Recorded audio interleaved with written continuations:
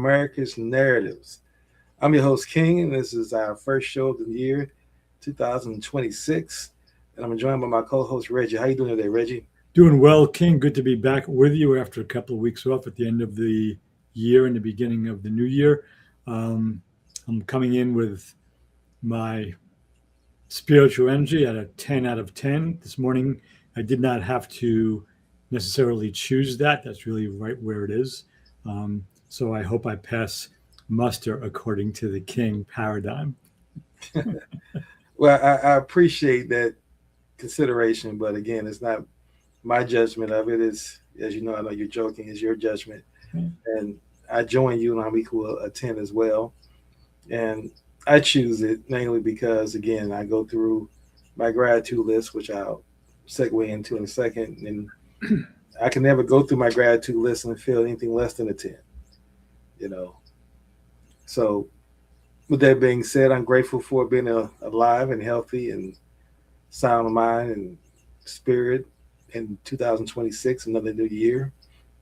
I'm grateful for the ability to see, hear, walk, talk, stand, breathe, and have a sound mind. I'm aligned with my purpose, and I believe in the universal uh, law of abundance and health.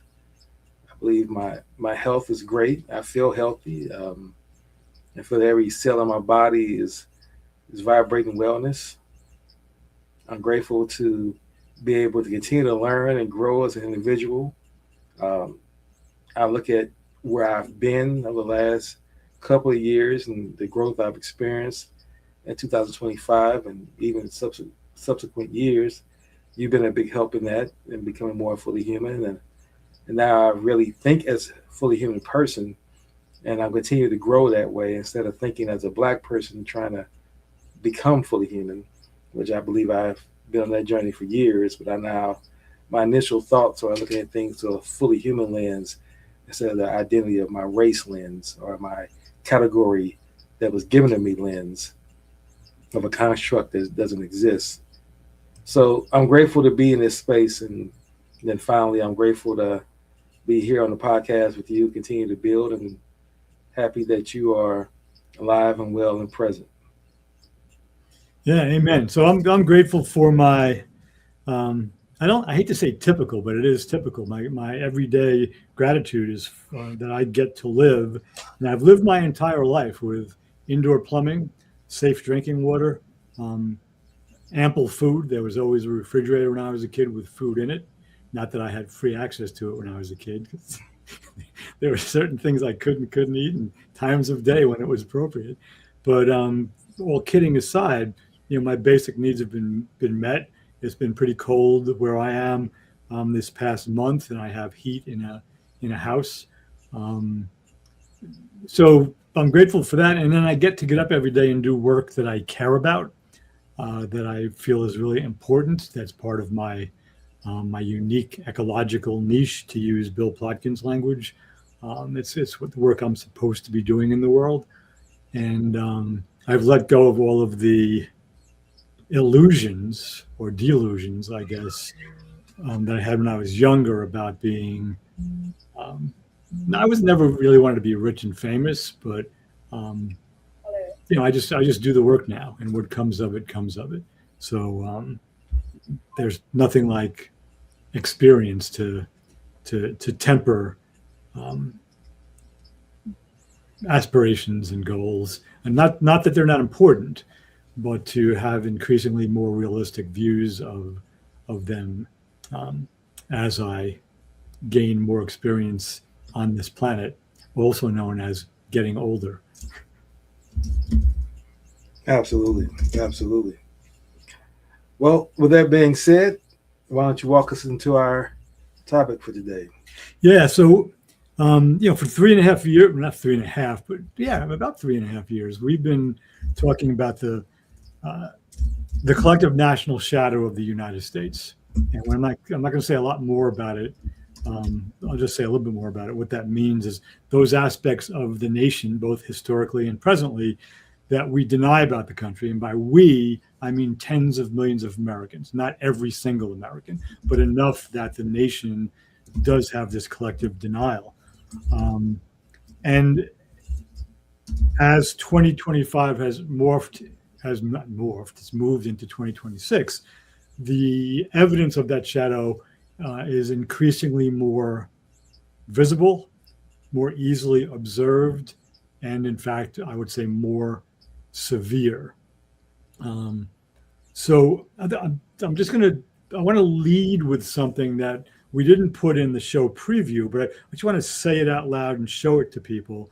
And then we'll move into what was in the show preview, this idea that's been not new, but that's been bandied around by some conspiracy theorists and by some people who are more serious in the MAGA world, um, that China, Russia, and the United States are working together to slice the world up into three spheres of influence. China gets Asia, Russia gets Europe, the United States gets the Western Hemisphere.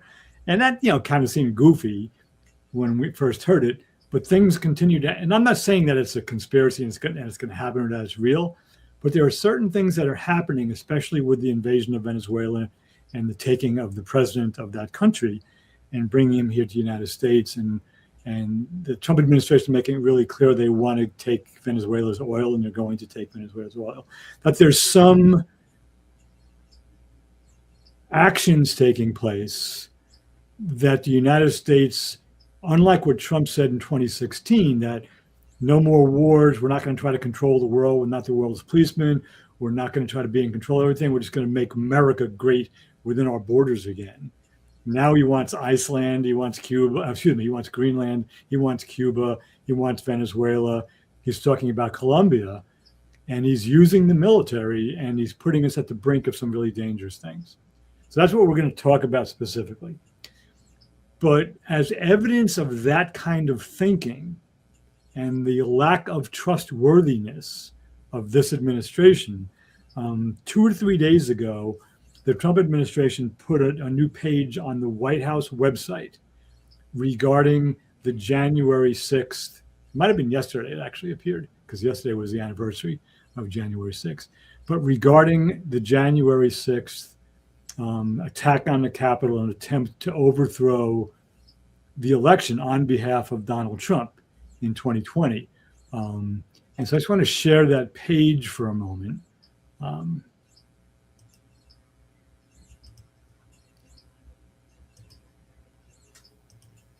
So this is of concern, and this is on the United States of America White House website. This kind of stuff is of concern anywhere because it's provably false, right? But it begins with the date. It's all in black and white. It has if you put your cursor there, Nancy Pelosi is seen as the perpetrator, and then you see the members of the January 6th committee, including the two Republicans, Adam Kinzinger and Liz Cheney. And then it's a lot of text. Thousands of Americans paid the price for political failures they did not create. They're saying that on his first day back in office, President Trump issued sweeping blanket pardons for nearly 1,600 patriotic Americans prosecuted. These are the people who are responsible for damaging the Capitol, for threatening the vice president, for threatening all the members of Congress, for injuring some 140 law enforcement officers, and for killing one. And then it's just more and more. And they take Nancy Pelosi's words, who, as the Speaker of the House, said in a larger context, I take responsibility for the safety of the people of the Congress. She didn't say she takes responsibility for the attack on the Capitol. So it's really this frightening for me, pre-1989, 1990, Eastern European and United Soviet Socialist Republic, USSR, propaganda, and it appears on the White House website now. This is the White House, the website that represents the President of the United States of America. So this stuff has been lied about for he lies about everything, but this is now on the White House website. So I'm going to take down the share unless you want me to keep it up there. Um, but it's pretty frightening.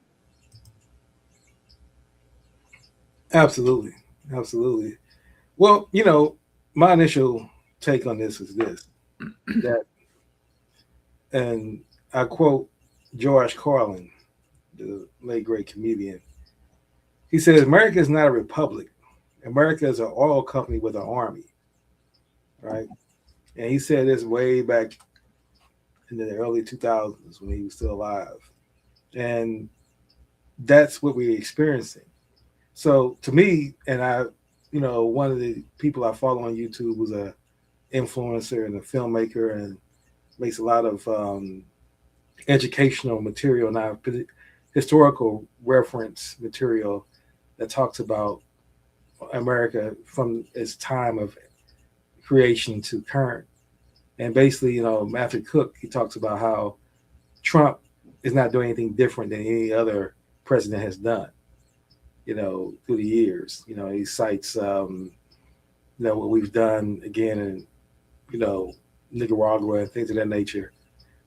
But I want to say this in reference to Trump specifically and to what you posted on the website is that Trump knows that his base is slowly losing their frequency as far as just supporting him and endorsing him and always following him regardless of what he does.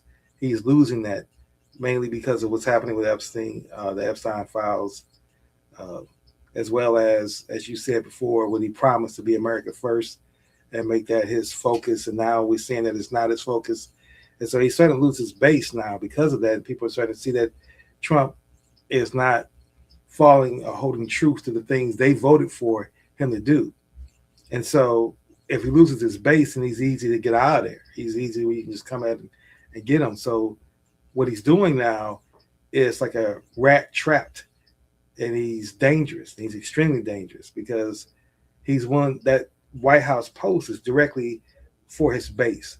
It's to say, let me get you back in line with me. Let me get you back feeling the hate. Because again, the best way to keep his base energized is to give them hate or to attack any minority group, whether it can be, and attack immigrant groups as well.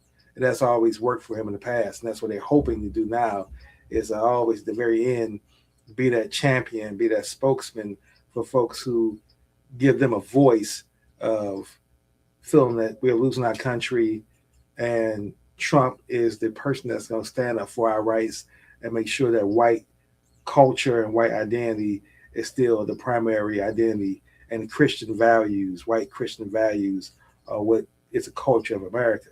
And so him being trapped makes him a very dangerous, as we see right now, just going to Venezuela the way he did, uh, pretty much kidnapping the president and his wife and locking them up in a U.S. prison, and without having any just cause other than to say, well, he's he was not really a true elected official, and he's a dictator, even though he's in bed with Putin and everybody else who are dictators. So we know that's not his justification. You can't say he does drugs because we saw what he did. He's done with Honduras president, releasing him. So Trump has shown that he has no moral center. He has no integrity.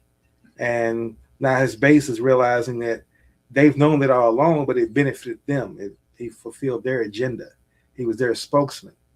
He created a culture where now you can say things about blacks, other minority groups, gays, and bundle all that up in the woke. And that's how you can just talk about them now publicly and say things publicly and without being called racist. And now we are living in a world in which we see that his administration and Trump has shown that, unlike previous presidents who again did similar tactics for American supremacy and global dominance, they use words like liberation. We're going to free the people. We're going to make sure that there's equality and democracy installed in these countries. They use those coded words. Trump just takes the gloves off completely, you know, He's just going to tell you what, like he's telling you in Venezuela, I'm going for the oil. I'm not going to sit here and try to create the best words to use, even though on Fox News, his, as they call them, his sycophants are still trying to use those words. It's not about oil. It's about liberation. It's about freeing the people. Trump doesn't care about any of that. Trump is going to say what he feels. It's about the oil. We're going to put the oil companies there in America. I mean, to rebuild America, rebuild Venezuela, and then we're going to charge American people tax dollars to pay back the oil companies. And see, what Trump doesn't realize is that because he's had so much privilege, and because he's been able to do what he's been able to want to do his whole entire life, without really any kind of ramifications or consequence, that he has to understand that he has to stay in power. He has to play the political game, and he's not playing the political game, and that's what his base is realizing, and that's what the people who are sycophants are like. Trump, listen, you can't just say we're going for the oil, even though we're going for the oil. You can't just say that. You got to be a little more diplomatic. You got to be more political. You got to make sure you use the right words so that the American people and the media won't beat you up. Because again, to your point, what you've done now is you open the door up for China to take over Asia and Russia to take over Europe. So that's my initial take, is that Trump has been like a trapped rat, and now we're seeing him at his most dangerous. Like, I expect even more harm and violence and evil to come as a result of the more that he's in danger of losing his presidency or possibly even being arrested. I think we're going to see more of him being violently, his violent tactics are going to increase. Yeah, I mean, I don't disagree with any of that. Although there's one thing I would say with regard to the historian who says that Trump is doing, and I agree generally, with the whole imperialistic approach and the colonialist approach and taking over places from our inception. That's what we did. We took land from people in the Pacific, here in the North American continent.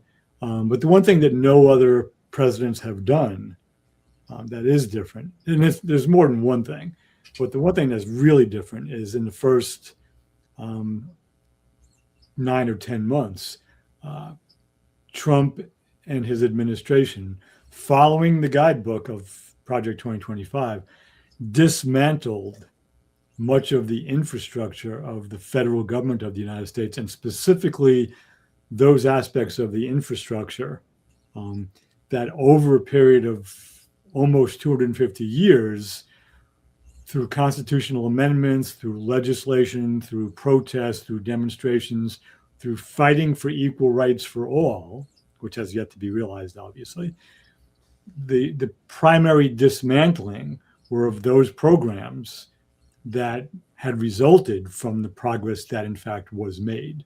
And even Reagan didn't do that. I think Republicans love to talk about the great communicator and all that, but the world got worse for poor people and black people under Reagan, and it got better for rich people.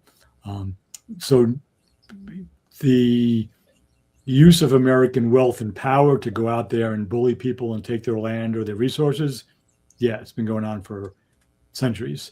But this particular move, the Doge move, if you want to call it that, that's new. And a lot of people are suffering because of that. People who were really hardworking federal employees who kept things running. And so anyway, I don't want to go down that particular rabbit hole, but more to the point of Venezuela.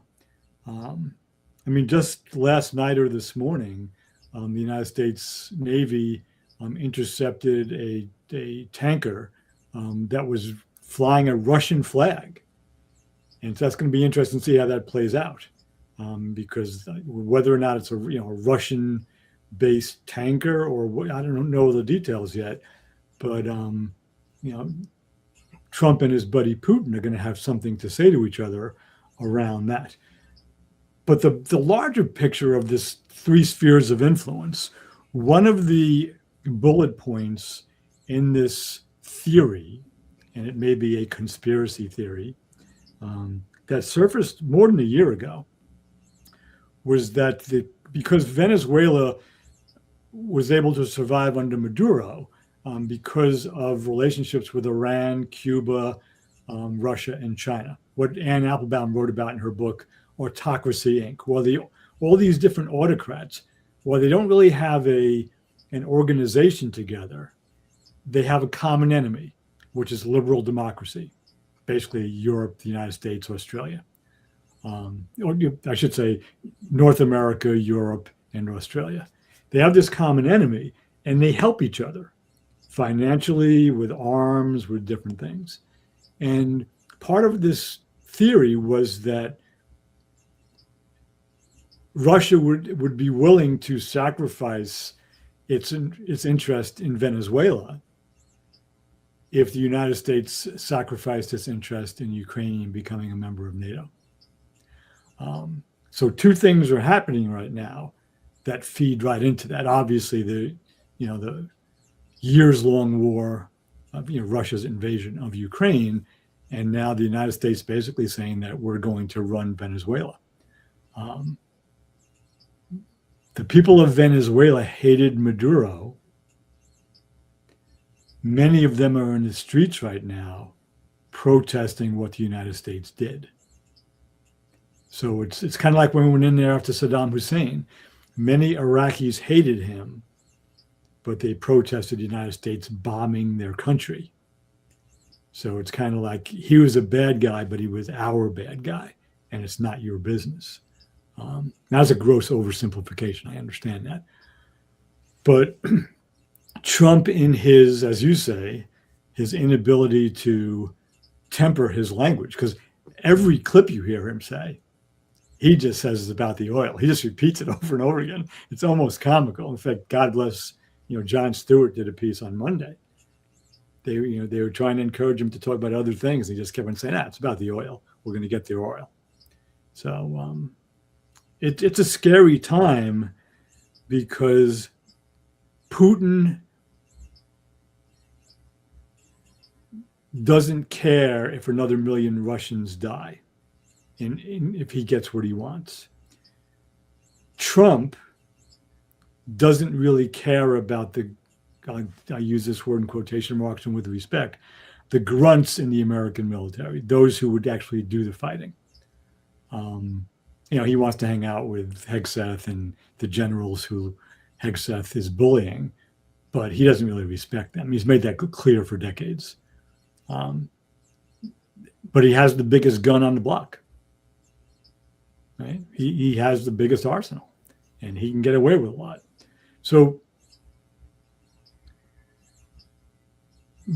basically, I'm arguing that what the Trump administration has done is destroy or turn back decades and decades, over a century of progress, 2 centuries of progress that was gained through the lives of many people, protesters, military personnel, and the powers being once again consolidated in a small number of people. And I would say that God bless George Carlin, he didn't have the information yet to talk about the tech oligarchs. But basically, it's the United States is an oil and technological company with an army now, because there are more people besides just the oil companies. So it's a really dangerous time, and the scariest thing, and this is the last thing I'll say, is most of the people, and I would include you and me in this, but I think we're paying attention. But so far as of today, what Trump is doing hasn't directly impacted my life. In terms of my getting up in the morning, eating food, going to the bathroom, and doing my work, not directly affected, other than my anger about it, my research into it, my trying to show it to more and more people. But I'm not directly affected by it. And that's the danger of the complacency of being more or less comfortable as this administration puts the United States and the world at large in increasingly greater danger of war. And from a guy who doesn't really understand the ramifications of what he's doing because he's always been able to get away with whatever he's done his entire life. He doesn't have the wisdom of having been in the armed forces.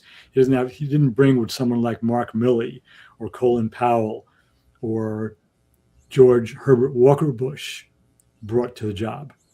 Um, and I'm comparing secretaries of state and presidents here, secretaries of defense, secretaries of state, and presidents. So it's a scary time, and uh, Americans, except for every now and then, every 2 or 3 months, we go out and we march in the streets, then we go back home.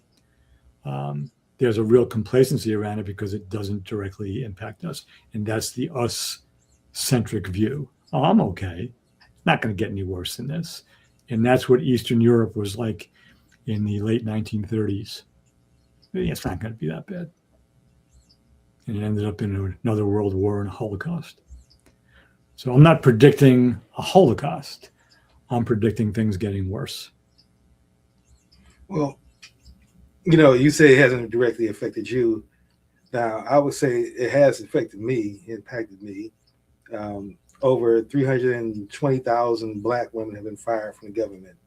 Um, and of that, my niece and my niece's mother are both who worked for the government for 20 years. My niece worked for the government for 6 years. They're both out of jobs. They don't. I mean, they were out. They're out from the government. They have jobs now because they have skills.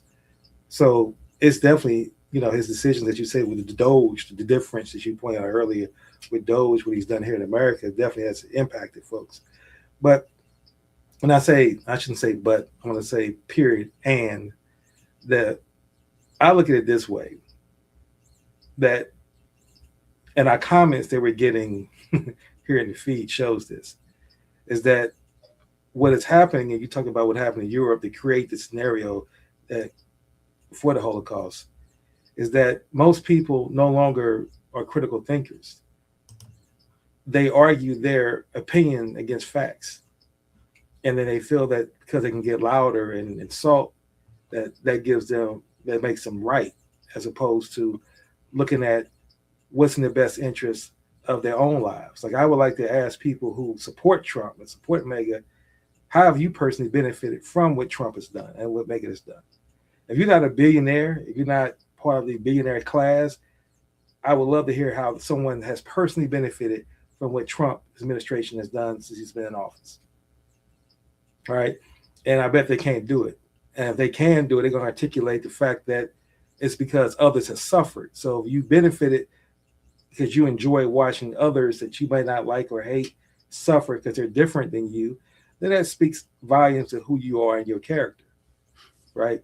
And I've learned that for my own mental clarity, that I'm pulling myself back from most of these conversations around politics. Because I used to be in that rabbit hole that I would watch the political commentaries, even Jon Stewart. I mean, as entertaining as that was, and I watched that, and I said I'm not going to watch any more of it just because of the fact is, at the end of the day, it doesn't do anything for me but make me laugh. But then it feeds my YouTube algorithm with more political commentary, and everybody now is vying for more and more attention and creating more and more content to get you to click on, talking about how, again, there's a fight within MAGA of all these different MAGA YouTube influencers not liking each other, whether it's Ben Shapiro and Candace Owens, and how they're fighting with each other, and how Charlie Kirk's death created this void, and that everybody's trying to position themselves to be the next Charlie Kirk in that field. And at the end of the day, that's all it is a game. Everybody's just putting up content just to try to make money so they can get sponsors for their show so that they can now make themselves rich and not even think about the consequences that they're causing, and praying that they don't get killed in the interim. And I just feel that for my own mental clarity, I'm going to look at what I can do to be more fully human. My thing is, I'm going to focus on what it makes to be more in lines of how can I vibrate at the energy going with Dr. Hawkins' map of consciousness love, the frequency of love at 500. How can I get to that, sustain that vibration? And I can't get to that vibration if I'm allowing myself to keep going down these political rabbit holes. Because, like I said, yeah, we can point out all the things that Trump's administration is doing currently, as again invading Venezuela. And as you said before, you know, I saw in the comments someone mentioned about how Venezuelans are celebrating, and we should ask them. And that's their perspective. But then we see also Venezuelans are upset. Any country is going to be, any sovereign nation is going to be upset if another sovereign nation comes in and invades them and tries to solve their problems externally. Like, as much as we say we're not satisfied with the Trump administration, if another country came in and began to bomb the White House and kidnap Trump, there will not be an American alive that will support that. They will not cheer for that. They will say, "As you've come in our country, now we got to have war." They wouldn't say, "Okay, Trump's gone. We celebrate the fact that Korea came over here and killed Trump, so now we're satisfied." No country will want any nation, any sovereign nation would want any other country coming into their territory and doing any kind of bombing. That's an act of war, plain and simple. But like I said, what I've also learned, and going back to quote Einstein, that the definition of insanity is to keep repeating the same actions and expecting a different result, right? And for me, and again, I'm not saying this against anybody else. Me personally, I'm learning that for me to continue to feed my mind the information from the media, where there is no correct media, there is no fair media, as far as I'm concerned. Yeah, there's a few media sites that I like, Democracy Now, I like PBS, those that I will watch for information. But other than that, the major ones, CBS, MSNBC, Fox News, CNN now, we see that they're propagandists. They've been propagandists all along. I mean, just quickly, and I'm on this, I'm going to sum up my point by saying this, that you just watch, if you watch the sports, if you watch sports such as football, and again, this is football, now we're going to the playoffs, and you watch a game and you watch the commercials during the game, everything's about getting you to shop, getting you to buy alcohol, buy more food. And then you're watching late night shows on TV, and it's these, we allow drug manufacturers to sit here and peddle all their drugs to us. I saw this one for last night where it's I forgot what they're, something to do with your vision. If you're losing your vision, they're saying that there's this new drug that helps you deal with your vision that you inject into your eye. And it has this elderly woman talking about how she was losing her vision until she had this drug, and now she can ride with her daughter on the motorcycle. But then it says the side effects are you detached retina, possible heart attack, possible stroke, possible loss of eyesight. So who's willing to sit here and try to improve their eyesight by taking this drug and with all these potential side effects? But my point I'm making is that's what's flooding your mind when you're just trying to watch a game. These kind of advertisements, either buy more food or drink more beer, and the food and beer that you're drinking, the alcohol, is not conducive for your body. So if you get to be our age, you're going to start to see the side effects of all that beer and fast food eating, as far as health is concerned. So then the answer is now take some of these drugs that these manufacturers are saying. So I'm thinking too, like I said, not only for my physical health, but my spiritual health and my mental health, is what can I do to stay and vibrate the frequency of 500 as much as possible? And it has to be controlling what I feed my mind. Yeah, man, I don't disagree with that. I mean, I think that, I mean, even if you look at, I wasn't even paying attention to the comment stream until you mentioned it. I generally don't, because I mean, much of that is just trolling, and some of it, I'd say probably most of it, is people writing 5 or 6, maybe 10 words that you can't even tell what it means, and you can't tell if they're responding to us, to something you or I say, or just somebody else who's already made a comment. So for me, it's never, those comments are never useful or meaningful in any way. So I tried to look at a couple of them, and then there's two in particular who just were you know nonstop. Like I don't know how they do it that quickly, if they're actually human or not. But it's a meaningless gibberish. And one guy said, I have the facts on my side. Okay, well that's helpful in a conversation to say that. Doesn't mean anything. So to your point though about critical thinking, I mean, critical thought both allows and I would argue requires us to be precise in our language, to be open to being corrected when we make a mistake, and to really caring about what Václav Havel referred to living in truth, committing oneself to the truth. And I don't want to, say that the comment stream is a monolith that everybody's the same, because they're not.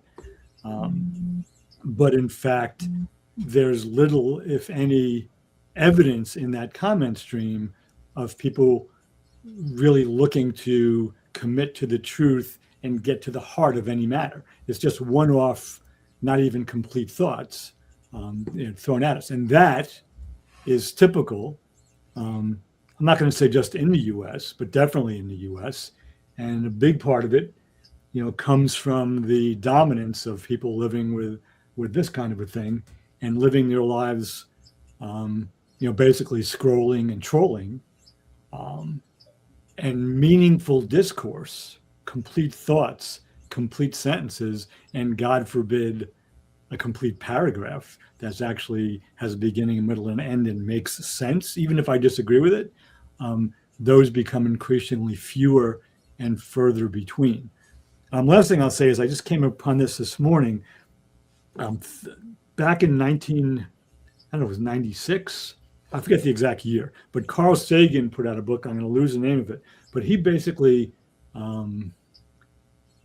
predicted the world we're living in. I mean, he said, if things don't change, I have a foreboding feeling, and I'm not going to try to quote it because I don't have it in front of me now. I'm not going to go looking for it, but with great accuracy. I mean, he couldn't name names, obviously, but basic trajectories and contexts. He spoke to what America is like in 2026, and he did it 31 years ago. So I guess that would have been 96 or so. So check my math on that. So it's scary times. There are some really smart people who really can see what's going on. And what you said about the news organizations, I generally agree with the biases, but even Democracy Now! Is biased to the left. I think it's really important, and I know you do this, so I'm not correcting you in any way, but to differentiate actual journalism when people go out, see what's going on, and report on the news, and either do an audio report, or audio video report, or write a report, which appears then in a newspaper or magazine, versus those who comment on the reporting on the news. Increasingly more people, it seems to me, confuse reporting, real journalists, with people who are commenting on the news. Right? So that's a really dangerous thing, because I can comment on anything. I'm not a journalist, but I read and listen to real journalists and historians who've dedicated their lives to seeking the truth in various disciplines. And that's different from the scrolling and trolling that social media, especially on a phone, which is omnipresent, offers. It's not a real version of the world. And I say that knowing very well that what we're talking about right now will appear on some people's social media feeds. Um, but I'll hold up what I have to say in a debate with anyone because it's based on research and a history that includes actual historical events from historians, research from developmental psychologists, um, politics, spirituality, and my own direct experience, as opposed to just scrolling through and making some random comments about somebody else's conversation. It's what they called decades ago the dumbing down of America. And actually, that meant something very different when it was originally said, but it's effectively the same thing, where we're not a particularly well informed nation. We're the most monolingual nation among most of the nations on the planet. Almost everyone in China and in European countries that don't speak English as a primary language speak English, at least English. Most of the people I know in Europe are trilingual or more. And I'm guilty of that. I mean, I have some Spanish, but I really am not conversant in Spanish. So we're we just want to be comfortable and make money and succeed in the material world, and that's the underlying fault. I've said this in writing, and I'll say it again. The underlying fault of America, and I'm glad I live here, and this country has done a lot of good for a lot of people and has made progress. People who say what progress are not looking with clear eyes. I'm not saying they've resolved anything. Women are still discriminated against. Blacks are still discriminated against. Native Americans have all but been disappeared. I'm not saying that I'm not speaking about progress in the absence of knowing those things. But if you look at the United States in 1863 and you compare what it was like in 1963, much progress was made. It's being regressed now. It's been taken away. But the underlying theme that is at the heart of the worst of this country is that the primary culture, the power forces in our society value money, things, and beliefs more than they value humans and other living beings. Money, material objects, and beliefs are more important than human life and other life, period. That's the underlying fault. And the evidence of that is everywhere. Well, I got to push back on a couple of things. I disagree that democracy now is biased toward the left.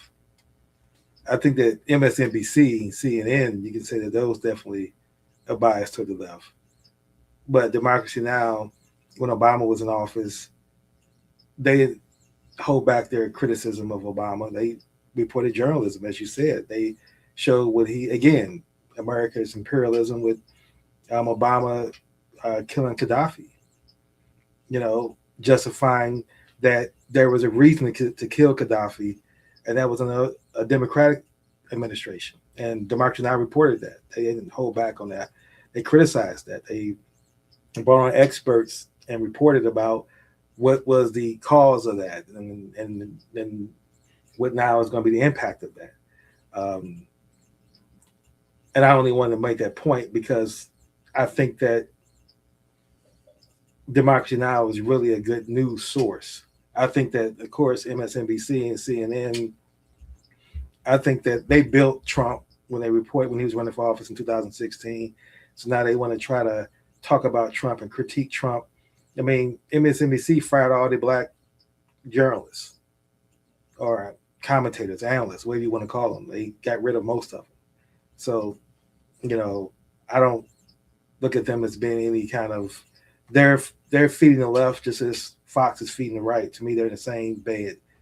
You can say Fox lies more, but so does MSNBC if you want to look at certain things from a perspective. Because at the end of the day, and this is why I pose this question to all our viewers and everyone else out there, the content that you're consuming, what is it doing for you personally? Does it make you better in your day? Does it make you a better human being? Does it make you more loving and kind as a person to your family? Does it make you a better father or a better mother or a better son or a better boss? And if it's not, then again, what's the objective? Why are you consuming that information? Um, the days of, and again, I want to push back a little bit what you said about American progressive. So again, I think that's relative. That's like beauty. I think it's a relative statement when you say America's progress, because here's what I say that hasn't progressed. You know that America can sit here, and Trump administration now is doing this even more so. They're designating certain groups as terrorist groups based off the political speech they have. But the KKK has never been designated as a terrorist group, ever. And they've been a terrorist group since day one. They were created for the purpose of terrorizing. They have terrorizing in their culture and their name and their brand, so to speak. But yet and still, they don't get designated as a terrorist group at all. And so for me, that hasn't changed. They have, again, white militias out there by the dozens.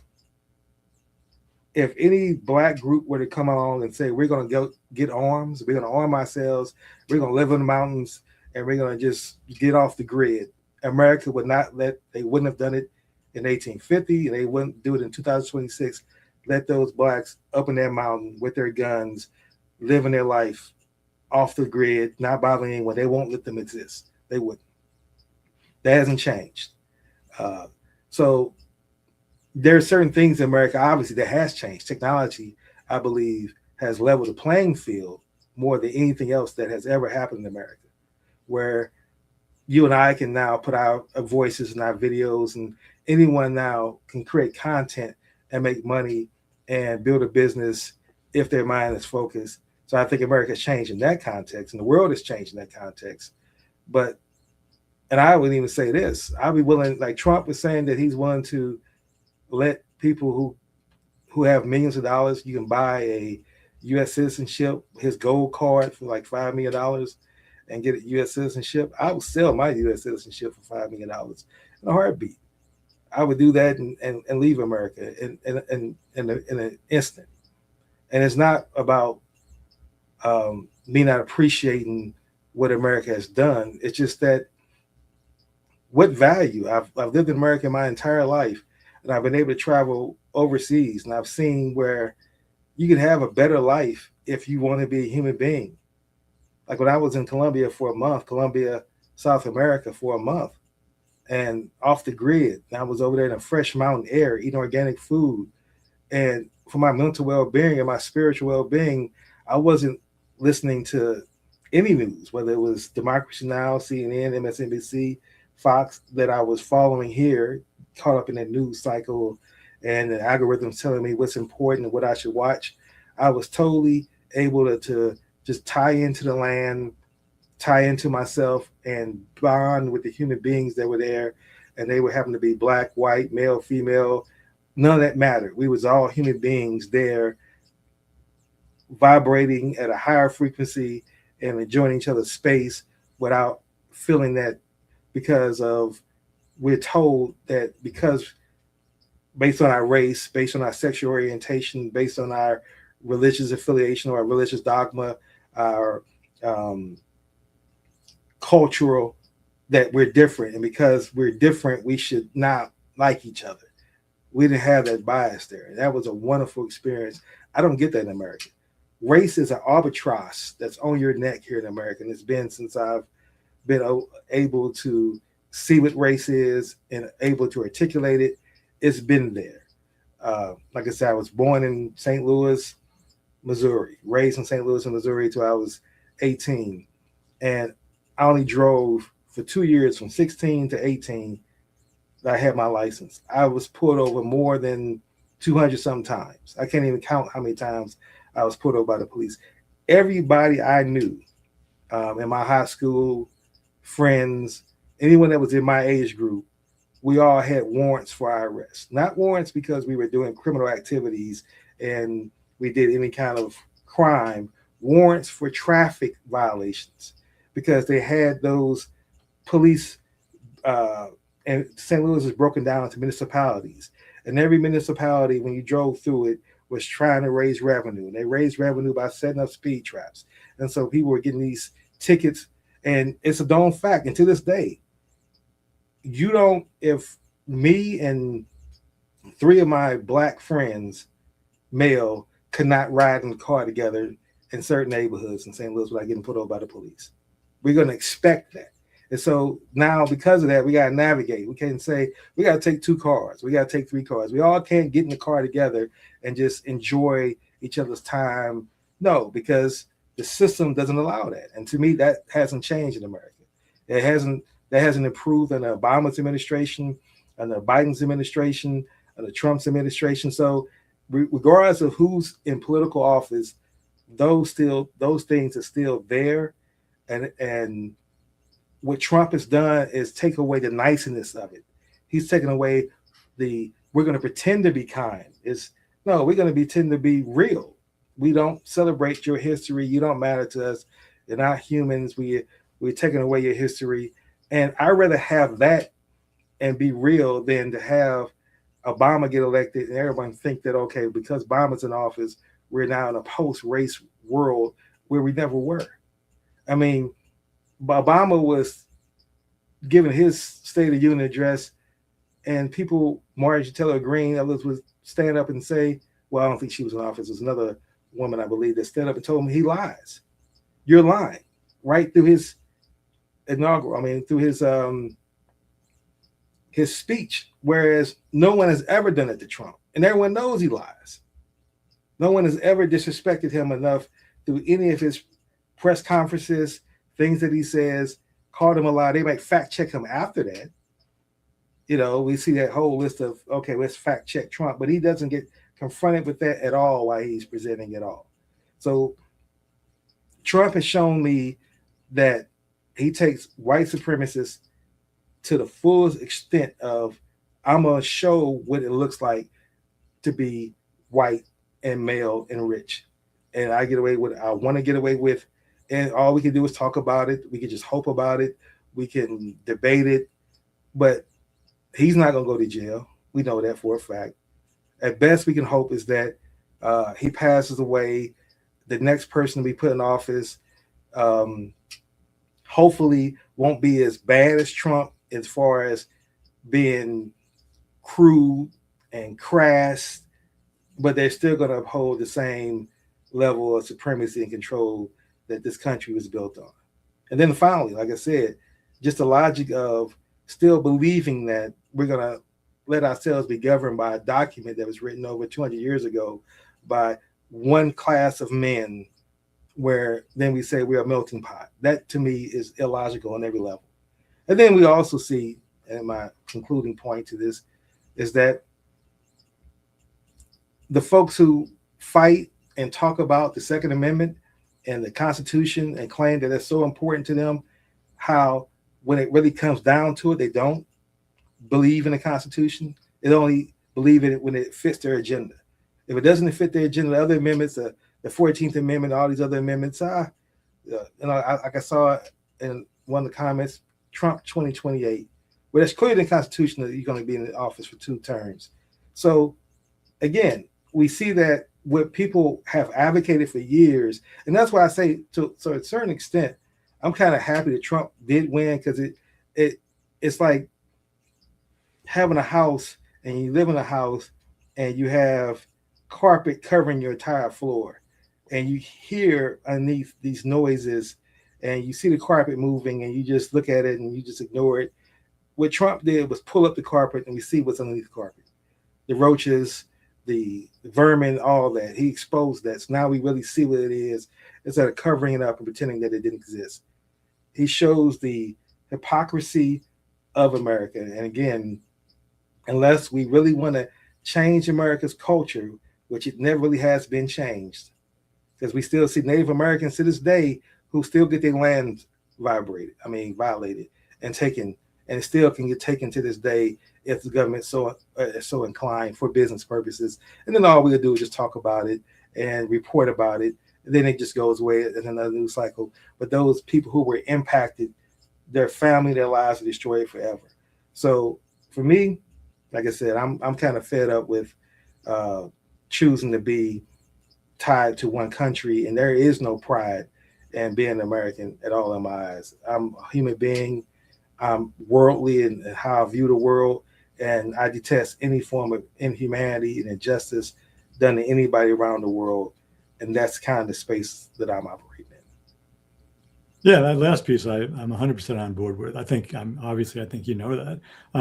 The pushback part, like, so I didn't say that Democracy Now! Is not a valid source of news. What I said was that if you were to analyze from far right, center left, and far left media, and just look at the stories they cover. And again, I think that they do a good job, but they're center left.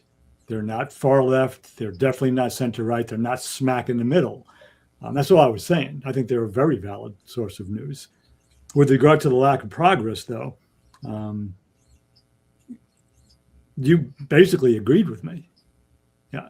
Other, you say that there's not been any progress. You said, well, there was a little bit here or there, but I basically said we still have a long way to go for women to be equal, for blacks to be equal, and Native Americans forget about. They're almost gone as a people. So I think we generally agree there, but I'll still go back to say um, that there are more people in this country today who would agree with how you just ended what you said. It's about vibrating on a higher level, about not seeing, not that we don't see color, because that's bullshit anyway, but not interacting as a black or a white or a man or a woman or a gay or a straight, but one human being to another. There are far more people who live that way and want it to be more that way than there were in any other time in this country. There's no, without exception. We can look at photographs. That part I do agree with. You're right. So there has been progress, but and I don't say that in a way. So we're great. We've fixed everything. No way. I mean, you read my book. I mean, obviously, it's a horror show. Right. But we have to be able to honor both of those truths at the same time. The good faith people, the people who get up every day and go to work and raise their kids if they have them, or and treat people well. There are more of them in this country. They're essentially powerless in many ways than there are the other people. And if you look up but I agree with you 100%. The United States Constitution is held as sacred scripture by people, and it was written by men 200 some odd years ago. I've got it 230 some odd years ago, because it was not as old as the Declaration of Independence, and it needs to be amended or rewritten. We need a constitutional convention, because it's no longer, big chunks of it are no longer relevant to the world we live in. And the people who hold on to it as though it's biblical, even the Bible is not based in anything factual. There's some cool lessons in it and some good teachings, but it's not history. If we don't amend the Constitution, the country is going to fail. If we keep things as it is. The Constitution is screaming for amendment. And there are people who basically, it's the white supremacist power structure that wants to keep it the way it is, because it was written by white heterosexual landowning men. But let's be clear about it. They want to keep certain parts of it the way it is. Other parts they want to change, obviously, because they'd be more than happy for Trump to win in 2028, and that'd be changing the Constitution. Yeah, and they'd like to dissolve aspects of the 14th Amendment. I agree with you there. So I think and the First Amendment. they want to play with that. It's freedom of speech, but watch what you say. Right? We can't even criticize Israel in this country, but we can criticize America. I can talk about America all day long. Yeah, I get a lot of people who hate me, but it's not against the law. I won't get locked up. I won't get it. I won't get. It's funny how I won't get um, kicked out of my own country. We're talking about America, but if I talk about Israel enough, I may actually get deported for some reason, to another country in a prison. So that's the irony of that. But yeah, we've reached the top of the hour. But yeah, you're absolutely right. So let me clear up this by saying this, that people have changed. The I believe that most people in America are not racist, and most people in America want a better life for everybody. I believe the few who do are controlling people by telling them that the reason that they're not happy with their lives is the others. And Hmm. because they're not critically thinking and they see themselves as victims, it's easier to see other people as being, your problems being external immigrants. Like I tell folks here, I live in Washington D.C. area, coming from St. Louis. This culture was a culture shock. I mean, coming from St. Louis is predominantly, or at least was when I left St. Louis. I don't know now. It was black and white. You Hmm. didn't see too many other races or people outside of it. And coming to the Washington D.C. area, I saw it was a culture shock.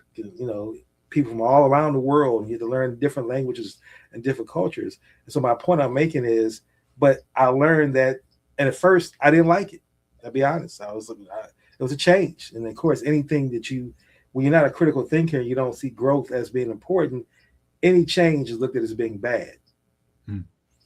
But as I grew and I realized that there was something to learn from this immigrant population, the way they treated their families, the way they respected their elders. Like when I watch Italian movies, your culture, I, I love how the elders are respected in your culture. And even though there's mobs and violence always through the movies, that the father of the family or the don of the family was always someone that was an elder, and everybody respected that elder in that context. I love that. You can love certain things you learn from immigrant populations, but you only learn that when you allow yourself to be growth minded and get away from the narcissist believing of your own identity and in that space. So that's my final session. So as we shift into kind of wrapping up our show for today, uh, take us away, give us some good advice on how we can become more fully human and navigate these waters that we deal in currently.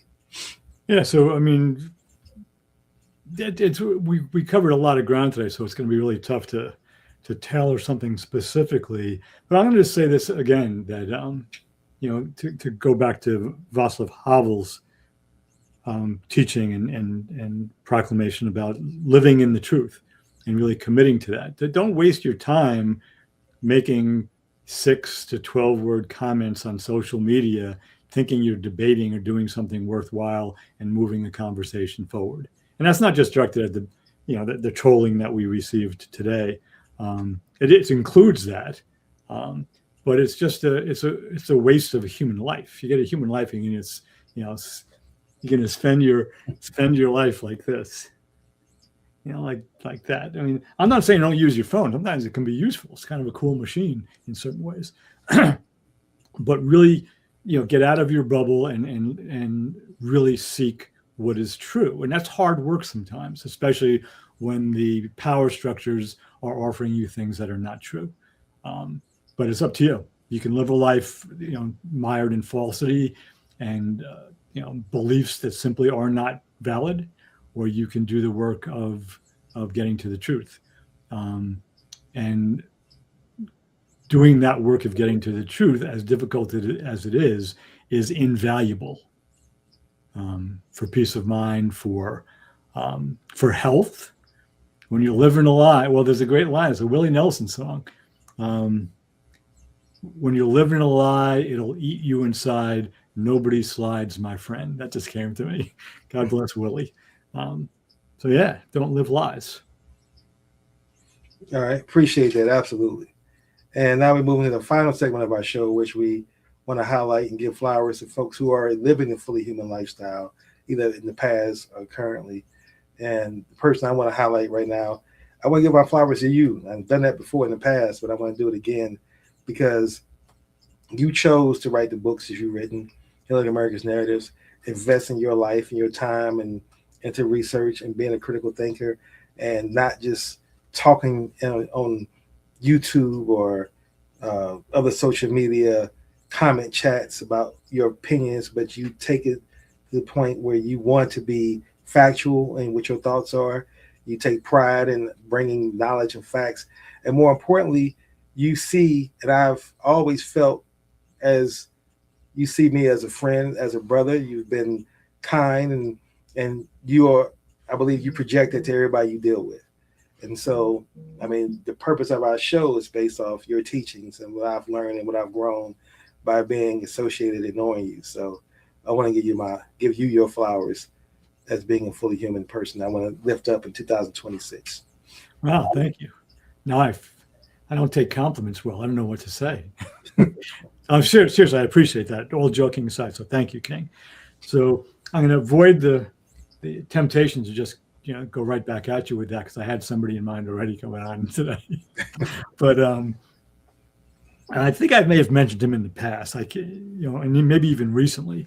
But I've spent, I'm not quite through it yet, but during my workouts and occasionally when I'm cooking food or whatever and preparing for a meal, I've been listening and or watching Jack Smith's deposition in front of the House Judiciary Committee. A deposition that he wanted to make publicly in a public hearing so we could watch it live. But Jim Jordan, the chair of the House Judiciary Committee and a MAGA Republican guy, wanted it behind closed doors. And for some reason, they decided to release it. Parts of it have been redacted, but there's 8 hours and 21 minutes with a couple of breaks where there's just silence because they have a off-the-record conversation. But I'm about 6 hours into that. And when I think about living in a liberal democracy, the best manifestation of that, the more perfect union that the best of the founders wrote about, to work towards a more perfect union. They know, if you know the history of the Constitution, they knew that what they finally ratified was far from perfect. They knew the compromises they had entered into. They knew that stuff. But when I think about living in a country where there's a rule of law, that's one of the foundations. And we have an imperfect rule of law, but we do have a rule of law. If I needed to have something happen to a member of my family, a crime was committed against somebody in my family, I want the prosecutor to be somebody like Jack Smith. And if I ever committed a crime and I was a defendant, I don't want the prosecutor to be someone like that. I mean, his level of integrity and his calm and his understanding what the deposition was about, whether it was the Democratic members of the Judiciary Committee or the Republican members. The Republican members had nothing to ask him. They were asking silly questions, and he patiently answered every one. He kept on referring to his final report. He said, I don't have an immediate memory of my answer to that question, but I would stand by whatever's in the final report. And when they were trying to, the Republicans wouldn't ask him say anything about the insurrection, the attacks on the Capitol, the police officer who died, the 140 law enforcement officers who were injured. They never brought any of that up. They wanted to talk about Cassidy Hutchinson and people who came forward and testified in front of the January 6th committee. And he was up to calm, informed, competent manner. He was up to every question. He never had a hem and haw. When he didn't know the answer to a question, he said, I know that there's an answer to that, but I don't have it immediately available. But the best of what's possible in a liberal democracy under the rule of law, I believe that Jack Smith exemplifies that. So he's the person I want to make a deep bow to today. And I highly recommend people listening to the deposition. There's no big revelations or anything. It's just they drag him through all these questions. The Democrats had an agenda, the Republicans had an agenda, and he just came in and told the truth. It was just a pleasure to listen to him. And I agree with you in the context that Jack Smith put his life at risk do what he's doing, and he's still putting his life at risk. So, the commenters, they can hate on him as much as you want, but until you do something like that, then shut up. Yeah. Well, that you said that, there's one line when they were talking about witness intimidation. That Trump basically tried to intimidate various people and threaten them, and those members of and Smith praised the members of Trump's circle who came to, were subpoenaed and had to testify under oath for his investigation. And he praised them, basically saying they put themselves at great risk telling the truth, and they were ones who didn't tell the truth.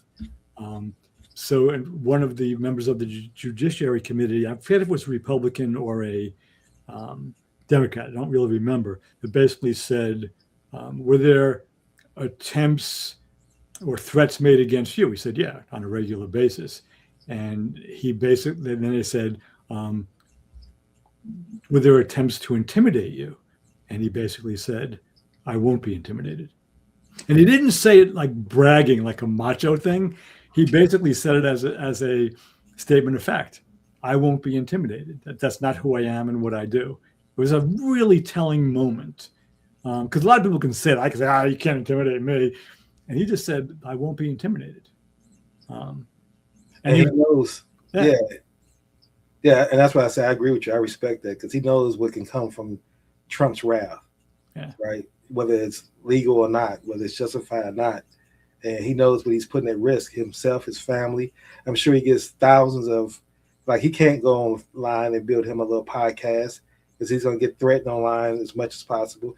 So to me, if that's who you are, you want to threaten people online, you're a coward. And Jack Smith, like you said, fully human. So I accept that, and I celebrate him as well. So as we wrap up our show today, again, thank you all for listening. Thank you all for joining us today on the Healing America's Narratives podcast. Until next week, 10 o'clock Eastern Standard Time, that's all work continuing to be more fully human. Thank you.